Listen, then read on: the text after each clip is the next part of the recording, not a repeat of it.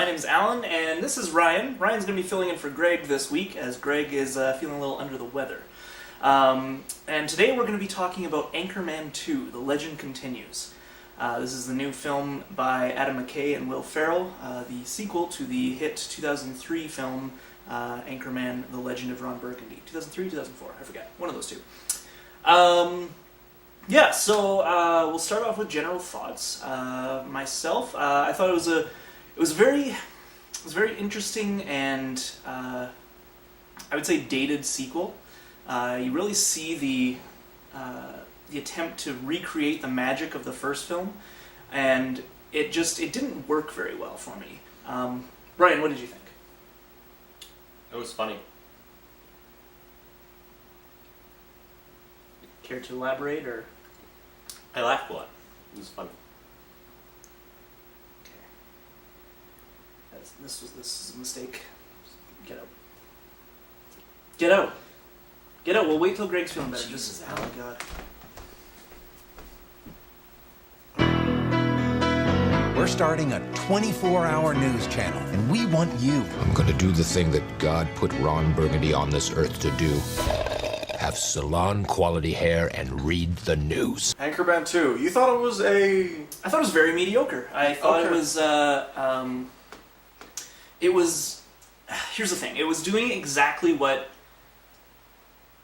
the first film did, which is a huge... can be either a huge boon or a huge detriment to a comedy sequel. I felt in this case it was a detriment. Can you name, like, before we get into the whole thing, can you name any truly great comedy sequels? Good question. Like, comedy can you name sequel. any time that this was a good idea? I'm drawing a blank. There's definitely been ones I've enjoyed more than others, but most of the time it's always been the same thing done again, and doesn't work. You know, it's like trying to recreate the same thing in the first one. Like, you look at the Austin Powers movies, you look at the Hangover movies. You know, those movies that like do really well and are surprising, and weren't planned to be a franchise or a trilogy or whatever. But because they do so well, of course, the producers are wanting to make it happen some more, and so they get the teams back on board and everything, and they look at the first film and they say, okay, what worked here? Let's do that again. And that's fine, but the problem is you can't only rely on that. Mm-hmm. Because the reason why a movie like The Hangover, Austin Powers, or Anchorman 1, the reason why they're received so well is because it's something new. Mm-hmm. It's something you haven't seen before. Of course, there's always going to be like the same comedy tropes and that kind of thing, but when done well and when done in an original setting with some fresh ideas, it's really great and it's really fun to watch. And so trying to just do that again, like literally recreating Hangover 2 was the exact same plot. It was the same movie. It was the same movie with just different elements replaced. Like, just instead of a baby, it's a monkey. Instead of this, it's Hangover 3 is the only one that has a reason to exist, and it's god awful. And I didn't watch that one because I saw the second one and I felt, I don't care. This isn't a review of The Hangover, but I give The Hangover 3 props for actually doing something wildly different. It's not even a comedy. It's kind of an action movie. Mm-hmm. The thing is, I can't think of any comedy sequels that aren't just carbon copies of the first one, right? Like, this works, so we're going to do it again. Austin Powers was a great example. Yeah. Caddyshack 2. Sure. Do we remember that? I No. don't. Because it's terrible. What else? I don't know if you count, Ghostbusters. I was going to say, I don't know if you count Ghostbusters. I mean, it's obviously a comedy, but not strictly a comedy. Like, it's also kind of a sci-fi. I do count adventure Ghostbusters. movie? And Yeah. I think Ghostbusters 2 is garbage. I think so too. But what I do like is that Ghostbusters 2 isn't just rehashing the first one. No, it's an extension of the... Yeah, it's a continuation of the story, but it's unfortunate because it's a really dumb story. It's bad. It's not fun. I think the best way to make a comedy sequel is to not make a sequel at all. Yes. Here's what I mean by that. Is, like, you have a great ensemble, and if they worked really well together, that means people want to see them together again. Yeah. And so put them together again in a completely new setting, completely new story, new characters, everything. I.e., 40-Year-Old Virgin, knocked up. Sure. And the best one, Shaun of the Dead, Hot Fuzz, The World's End. Cornetto trilogy. Those are probably the best way to make a comedy trilogy. Yeah. Without having them have to do anything with each other. That being said, all of that, I really like this movie. Okay. I agree with Ryan. I laughed my butt off. Alright. Let's not bring him back up. Right? He was embarrassing. It was a poor choice. Go on, sorry. No, it's funny. Yeah, I thought it was really funny. I laughed so much. Like, I think the movie was too long by at least 25 minutes. Absolutely. And by the end, it had worn out its welcome for me. But when I left, I had a great big smile on my face. Okay. I thought it was a really great night at the movies, and it didn't help, and it didn't hurt that Ryan took me out on a date. Oh, So, well, that's adorable. yeah, it was. Did you guys share popcorn? We did. Oh, Yeah, that's cute. yeah. They charged us for butter, though, so it wound up being 85 cents. Ugh. So, my general thoughts are, I thought all of the retread jokes didn't exactly work for me, but I found there was a lot of new stuff in the movie as well. I liked them getting all back together again. I just really like those actors. Get the band back together? Yeah, I like getting the band back together. I like the idea of it's now the 80s, and like, don't get me wrong here, Anchorman 2 is a horrible movie. Like, it's one of the worst structured movies that I've ever seen. One scene does not lead into the next scene. No. Characters' actions usually don't come from any motivation whatsoever. Yeah. Each scene seems like it's a single vignette that kind of loosely, I guess, holds itself together throughout the story. Yeah. Whatever there is of a story. But my God, are those actors funny. They are so funny together. And Will Ferrell, I mean, for all of his faults, he's still got it. He's a really funny guy. Yep.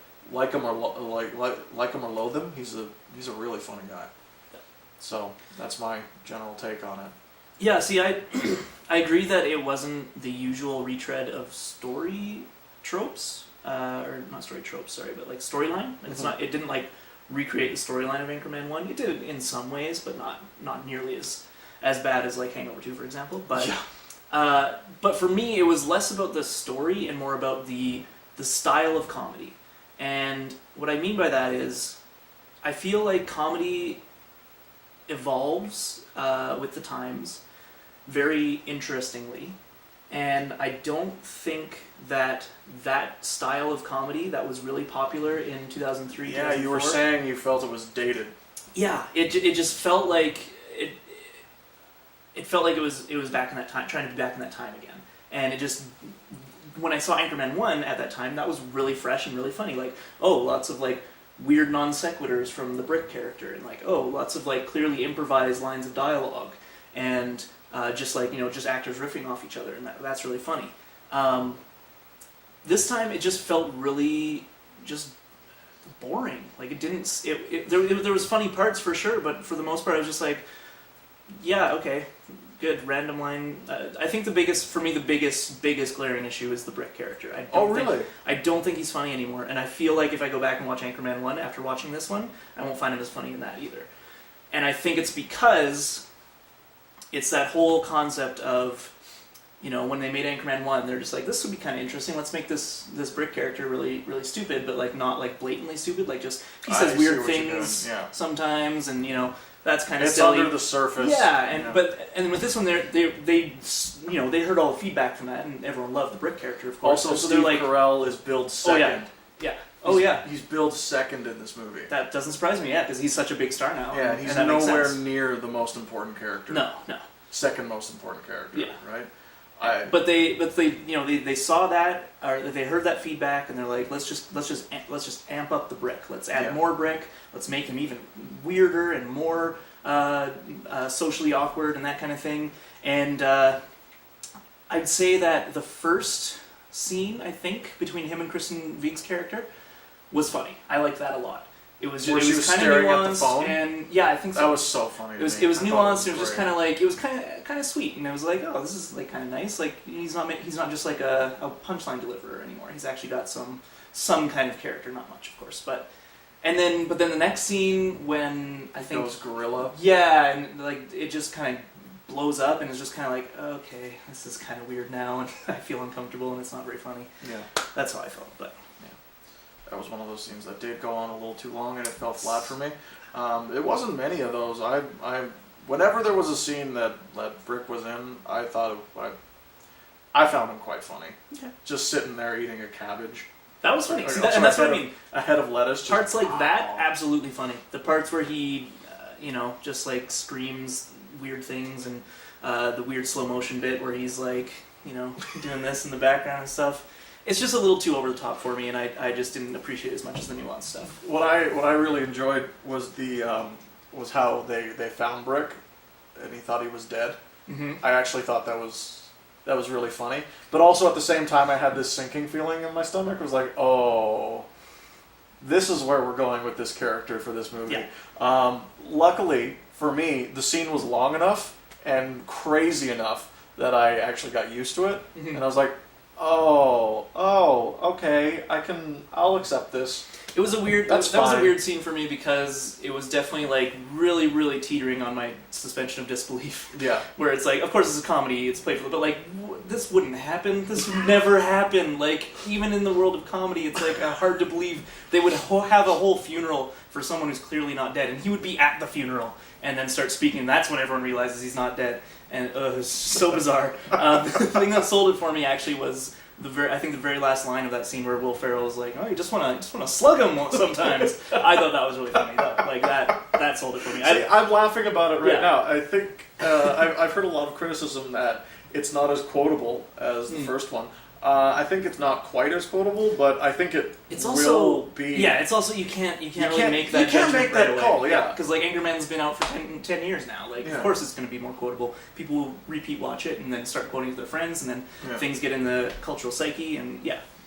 But yeah, I really like that aspect of Ron Burgundy's character this time. Actually, that he was more self-aware. It seemed. Yeah. At least of the other characters. I think it's been a while since I've seen the first one, but if I remember correctly, he was kind of like that, but not nearly as much as in this one, where he's calling out.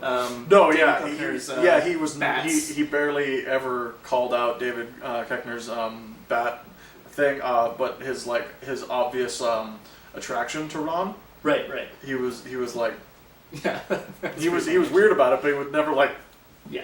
get off me type thing. And so that's the other thing. Like I never thought Koechner's character was that funny in the first one or in this one. So that was of the four mains, that was one kind of down already. This time I didn't like Brick. Paul Rudd is always funny, but never really notably funny. I don't know if that makes sense to you. Like he's reliable In these movies or in movies in general? in general. Oh, Just really? Paul Rudd is in general. I love him to death, but but it's because he's reliable. I think I've never seen him do anything bad, but he's never really been really. Oh, he's been notably funny for me so many times. Yeah? Like I friggin' love I Love You, Man. Uh-huh. Well, I do too. I like in that movie, I think he's very reliable and it His works very well. delivery just kills me. He's so deadpan. Yeah. It's so Yeah. great. And like he can be this. He's a really he's a charming guy, Mhm. but he can be so goofy, and it's Yeah. great. You know what movie that came out of that era, like really close to that era, that still actually kind of stands up for me is The 40-Year-Old Virgin. Mm. And I think the reason is they do so many of the same things in that movie. Mhm. Like these weird characters, these lines that are clearly improvised, these whole scenes that are clearly improvised. It's way too long, Mhm. right? But there's this underlying current that these characters are actually real, Mhm. right? It feels like these characters feel real, like In they're 40-Year-Old Virgin. like they're people. Yeah. They feel like they're people. None of these characters feel like they're people. No. I felt when this movie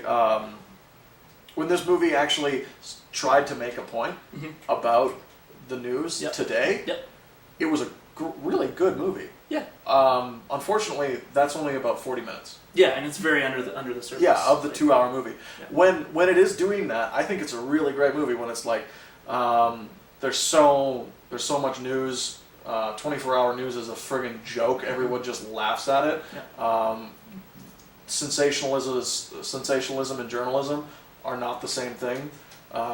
Car chases are not news. Yep. All of these things are true, and when they point it out, it's a really nice little bit of satire in an industry that I think isn't satirized enough. And here's the thing, the news is satirized a lot, and I don't think it's satirized not enough. Fair enough. Now, I want to get into some spoiler territory. Sure, yeah, let's spoil this comedy. This just feels right. The news team is back. Welcome to the 80s, baby. Is that your foot between my legs? No. It was my hand. Your hair looks like wet popcorn. I like the parts of your face that are covered with skin. If you want to go in completely blank, this is a good time to not watch this, because this will actually be a really great spoiler. And it's not that he goes blind.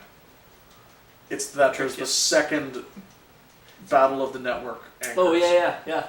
Which I thought was so funny. I do too. That was probably one of my favorite parts of the movie, actually. Me too. And I didn't think it would be when it first I started. didn't either. I thought it was like, oh my god. Like, they're doing this again? Really? Yeah. Like, actually, like 100%? Really? We're going for this? This again. And it was the self-aware line. Yeah. It was the most self-aware line I've ever seen in a film for a long time. Uh-huh. Where he says, wow, there are a lot of news channels out there. Yeah, the network. Yeah, the market's really oversaturated now. It's like, it's a very self-aware line about the movie itself. It's like, okay, we're doing this again. Yes, we are. B, it's a really great satirical line about the whole theme of the movie in general. Totally. I do think it went on a little too long. Yes. But the cameos are just delicious. Yeah, I love the cameos, and that's always fun. You'd be hard pressed to do like a big, like slew of cameos in a row in any movie and it not be entertaining. Yeah, that's the point of cameos. But I really enjoyed it, and I loved the Canadian news team. Oh, of course, being Canadian. Marion Cotillard, what is she doing in a movie like this? Sorry. Jim Carrey. Yeah. Liam Neeson. Yeah, that was great. Yeah.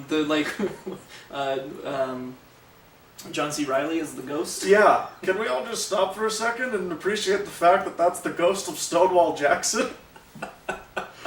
That's a really funny line. Steals someone's soul. Yeah, he's like Shao Kahn or something.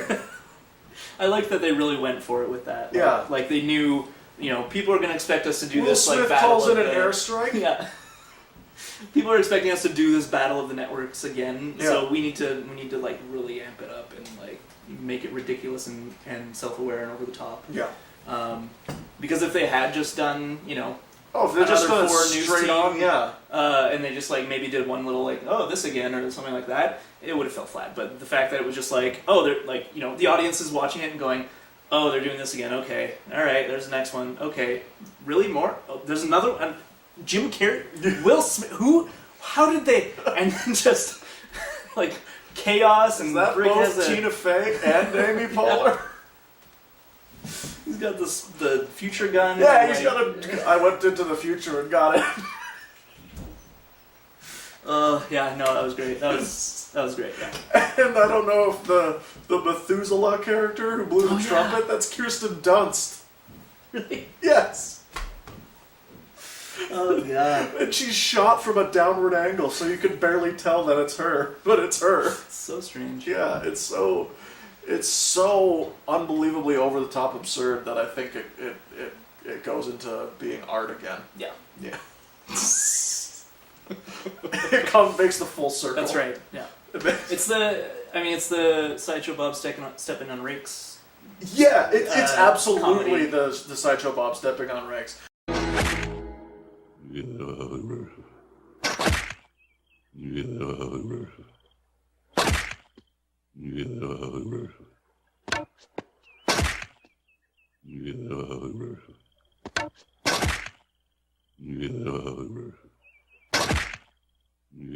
you know how that was that came about, eh? I don't. They needed to fill more time in the episode. Really? So they're just like, let's just have them step on a bunch more rakes. And that's what happened. It's great. I love it. I love stories like that. And that's the thing. That's one of my favorite episodes. Yeah. Oh, And yeah. It's really short, actually. Like, it's a relatively short Well, episode. yeah, it's...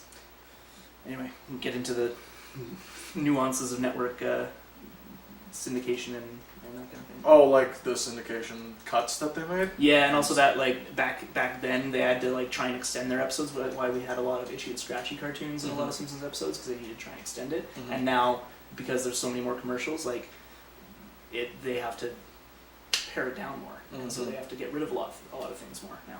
Yeah, I've noticed Which is that. too bad. Yeah, that's why. DVD, folks. I do want to talk about the blindness Okay. tangent Yep. that the movie goes on, because there's no other way to describe it No. other than a tangent. Tangent, absolutely. It's a full 20 It's a weird minutes of the detour. movie that could be cut Yep. entirely. Yeah. I actually thought to myself, well, I like there's some great jokes in it. Mhm. I think there's some absolutely great jokes in it. Just when he's like you couldn't taste the difference between I'm blind. I think those are like some hilarious jokes. But them bottle feeding a shark and his stupid son just crying all the time. It's all really funny, but it has no place in this movie. Can we talk about the sun for a second? Just one more thing. And I thought it would be even funnier because at the beginning of the movie he comes out of the water and there's a shark chasing him. So we could start Ron Burgundy's story here. Yeah. But let's not. Let's go back. Yeah. I thought it would have been so much funnier if that never came up again. I agree. 100%. If that was just a weird awesome little start. throwaway Yeah. joke and the shark never came back. Agreed. That would have made it just perfect. Yeah. It wasn't until, and like, maybe I'm alone in this, but it wasn't until he went swimming after the full-grown shark at the end that I'm like, oh, they're bringing that back. Like, even though they had, like, literally a shark for a big chunk of the movie, Yeah. I never thought they'd bring it back to that beginning thing, because when it happened at the beginning, I thought it was really funny, and I'm like, oh, Yeah. that's a funny way to start it. It's Good. not funny to me now. No. It's actually not, because, it wasn't that funny No. to begin with. Like, him swimming around with a shark, right? And the more you add on to that joke, because we already know what the punchline is, Yeah. right? The more you add on to the joke, the more setup there is, the less funny it is, right? You can't memento a joke, Yeah. right? It would have just been so much funnier if it was just like, Yeah. then We'll start it elsewhere. Elsewhere. And then completely never come back to yeah, that would have been so. It would have been so much like a Monty Python sketch. Totally. Yeah. Yeah. And I They don't knew what know, they were those guys doing. are pretty okay. they knew what they were doing. You wanted to talk about the sun? Yeah, let's talk about this kid. So he was awful, but Oh, yeah. funny awful. Yeah. And I wonder how intentional that was, because I feel like it was very intentional. I don't know. I'm leaning towards that, but I wonder if it was just like, I don't know, something like they hired him and then decided later that they couldn't go back, so they just kept him. That sounds really awful. You could always go back, though. Yeah. I mean, they fired Eric Stoltz from Back to the Future. They fired Harvey Keitel from Apocalypse Now. If you can fire those guys, you could fire some dumbass kid. What if he was like the producer's son, though? You know? The producer is Adam McKay and Will Ferrell. There's more than one producer. But they're the ones who make the... You know what I mean. Anyway, I thought the kid was really funny, but not in Not in a good way. a good way. Yeah, but luckily he matched the movie's tone. Yeah. Which is good. Yeah, that was Right, fine. in the end. It's It's just that... He's so goofy. And just like you said, when he's crying about the shark, goodbye, Toby! Just like, who is this kid? Ryan's over there laughing his ass off. He pointed it out to me. I didn't notice his big frown before. But the kid's like frowning so hard. And he's just crying over this ugly shark that they go. It's so funny. Oh, I'm sorry. Okay. Yes. That's enough of that. Happy Easter. No, Brick. You need to say something fun about the movie. We're all saying a little individual thought, almost like a little fun catchphrase. Always make sure the parents are around if you hug a child. Just say hello. Hello. So, big standout scene, which we've already talked about, so I won't talk too much about it, is the big newscast fight scene, which I love. Another standout scene, and we just briefly touched on this, but I just want to talk about it a bit more, is the blindness tangent, as you referred to it, but specifically the part where he's at home and Veronica comes to like help him or whatever. So the reason I picked this one is I feel it really captures how I feel about the whole movie, in that it starts out kind of funny, like it's like, oh, I'm blind, so I can't do this thing, and I'm like, that's clever, that's funny, that's fun, and then he does it again and again, and just keeps doing it, and it gets less and less funny. Yeah. Not like the rake gag, where it gets less funny from repetition, and then funny again from repetition, but just a downward trend because it's the same joke told differently, over and over. If that makes sense. I completely agree with you. That whole tangent was bogged down with stuff like that. Yeah. And so, like, for me, the whole movie is kind of related to that in the sense that I feel like most of the film is like that in relation to the first film.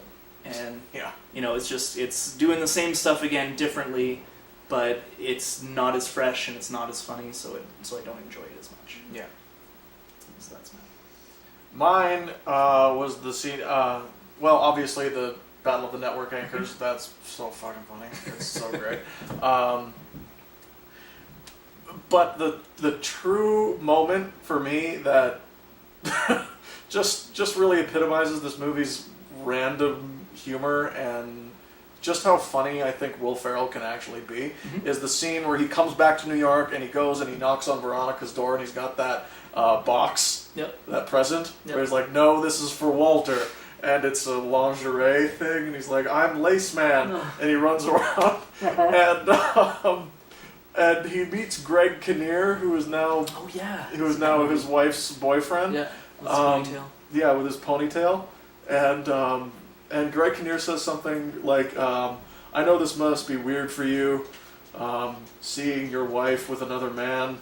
And we make love, and it cuts to Will Ferrell, and I'm just barely audible under his breath. He says, "Fuck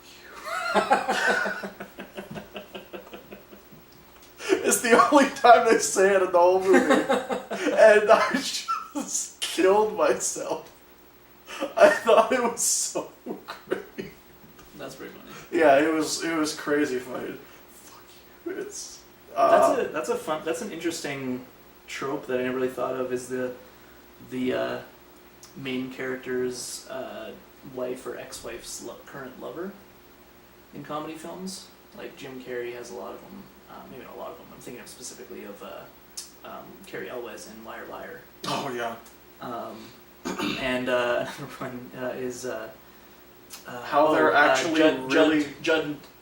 What's his name? Sorry, Judge Reinhold in The Santa Claus. How they're actually really great guys. They're good people, but like really geeky and dorky and kind of lame. But they're really good guys who are very understanding, and they're just written there so there can be tension. But the conflict is resolved immediately at the end because they're like, "Oh shucks, you two are good together. You two are fine together. I'll be okay." Yeah.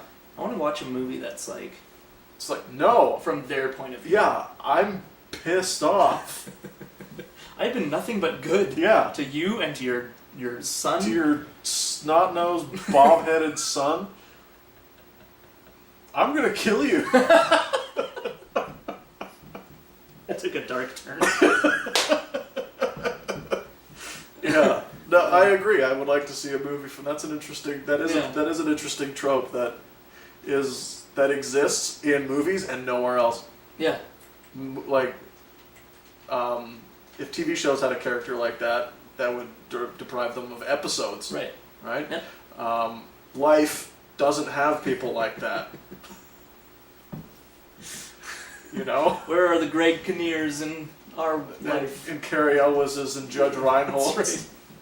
I like that he actually had superpowers That was at pretty the funny. end. That was really I great. like that too. Hey, fat face! You stay classy.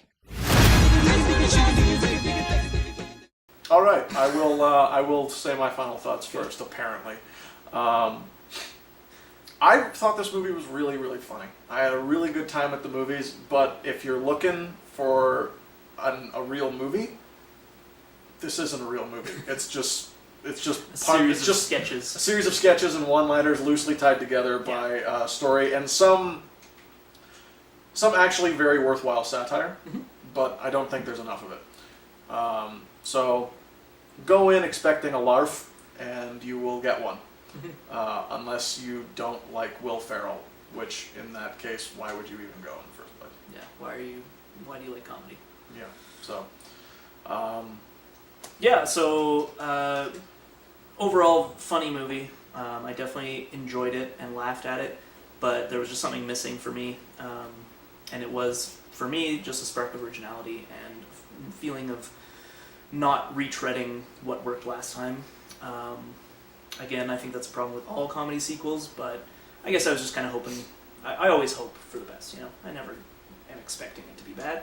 I always want it to be good. Wow, that's like every movie. Yeah, You always hope for them to be good. I always hope that they're good. Why would I want to watch a bad? No, I know, but I mean, like, you don't ever go into a movie and expect it to be bad. Oh, I absolutely will often expect it to be bad. Oh, okay. But I mean, I hope they convince me otherwise.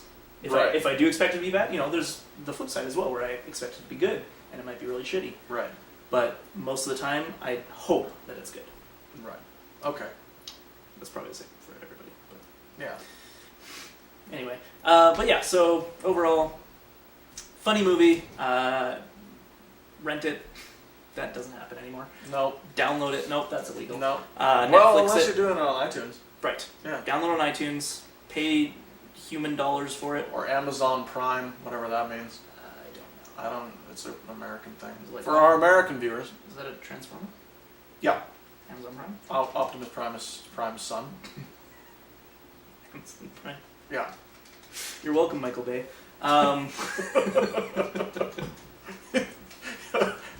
Amazon Prime makes it into the fourth Transformers movie. We get nothing. We get no credit. Damn it, Bay. Yeah. Anyway, I'm giving the movie a 5 out of 10. You're saying see it if you like comedy. Yeah. Yeah. All right. Good. All right. Fair. Next time. This is my favorite part. I know it is. Next time we're gonna watch, or we're gonna talk about another newer film, and it's. I want to preface it, but I don't actually care. I'm not gonna preface it. I'm just gonna say it. Disney's Frozen. Oh.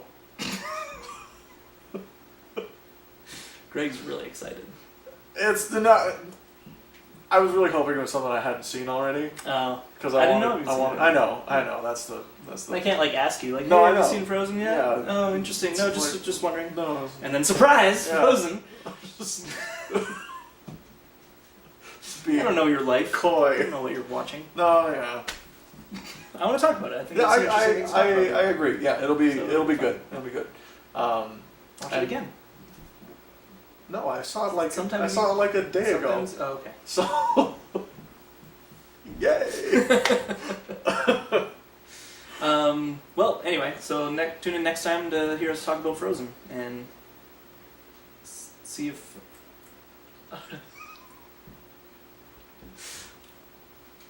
Hold on, I got something clever. Yeah, I'll let you think about it for a second. Oh, here it is. Ready? Okay. Uh huh. Tune in next time to see us talk about Frozen and find out if it's good or if we were dozing during it. Holy shit, that was bad.